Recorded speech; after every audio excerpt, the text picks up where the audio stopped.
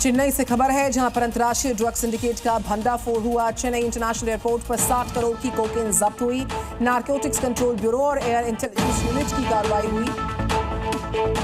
Ethiopia के अदीस अबाबा से लाई जा रही थी 5.5 किलो की कोकीन और इस पूरे मामले में उत्तराखंड और हिमाचल प्रदेश के रहने वाले 2 युवक पकड़े गए। एनसीबी ने दिल्ली से एक नाइजीरियाई नागरिक और मुंबई से एक शख्स को इस केस में गिरफ्तार किया है। भारत ने अपनी पहली made in India semiconductor chip को लॉन्च कर दिया। ये सेमीकंडक्टर की दुनिया में भारत की धमक है, क्योंकि चिप के इकोसिस्टम को हथियाने के लिए चीन और अमेरिका जैसे देशों में जंग छिड़ी हुई है। स्मृति चिन्ह में है विक्रम 32 बिट प्रोसेसर। इस दौरान आईटी मंत्री अश्विनी वैष्णव ने पीएम मोदी को भारत में बना पहला चिप भेंट किया, जिसका नाम विक्रम रखा गया है, क्योंकि इसे भारत की स्पेशल एजेंसी इसरो ने बनाया है। विक्रम एक 32 बिट माइक्रो प्रोसेसर है। ये चिप स्पेस लॉन्च व्हीकल्स की एक्सट्रीम कंडीशंस में इस्तेमाल करने के लिए पूरी तरह से योग्य है। खराब से खराब परिस्थितियों में भी अपनी पूरी क्षमता के साथ काम करने में सक्षम है। सेमीकंडक्टर यानी चिप को अत्याधुनिक मशीनों का दिल कहा जाता है। यही वजह है कि चिप के इकोसिस्टम को हथियाने के लिए कई देशों में जंग चल रही है। अमेरिका और चीन के बीच तनाव की असली वजह भी यही है। इस बीच भारत ने इसमें बड़ी सफलता हासिल की है। तो गुरुग्राम की बात करें, जैसे गुरुग्राम के आज की तारीख में हालात हैं, हालात वैसे ही कान्हा की नगरी यमुना जी किनारे बसी मथुरा के भी हैं।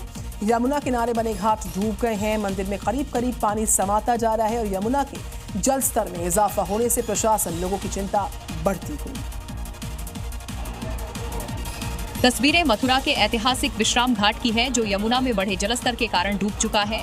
जो आरती स्थल पहले भक्तों से पटा पड़ा होता था, वहां अब सिर्फ बाढ़ का पानी दिखाई दे रहा है। जो लोग धार्मिक क्रिया करने आए भी हैं, वो बाढ़ के पानी में ही कर रहे हैं।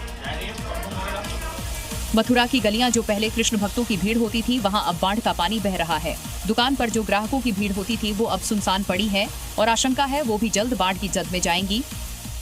एक तरफ बारिश है जो लगातार जारी है, दूसरी तरफ यमुना का बढ़ता जलस्तर परेशानी बढ़ा रहा है। इसीलिए प्रशासन लोगों से अपील कर रहा है कि घरों में ही रहें। साथ ही यमुना किनारे बसे लोगों को सुरक्षित स्थानों पर जाने के लिए कह रहा है। तो हिमाचल प्रदेश के शिमला की खबर है। बरसात की वजह से पहाड़ दरक रहे हैं। बड़ा हिस्सा हाईवे पर आ गया और इस घटना की वजह से वहां से गुजर रहे लोग दहशत में आ गए हैं, क्योंकि अचानक पहाड़ का बड़ा हिस्सा खिसकर हाईवे पर आ गया। इस घटना का जो वीडियो सामने आया, उसमें पहाड़ से छोटे छोटे पत्थर गिरते नजर आए। इसी बीच हाईवे से एक कार वहां से जाने की कोशिश करती दिखाई दी। जैसे ही वो कुछ दूरी पर पहुंची, पहाड़ से बड़े बड़े पत्थर गिरने लगे।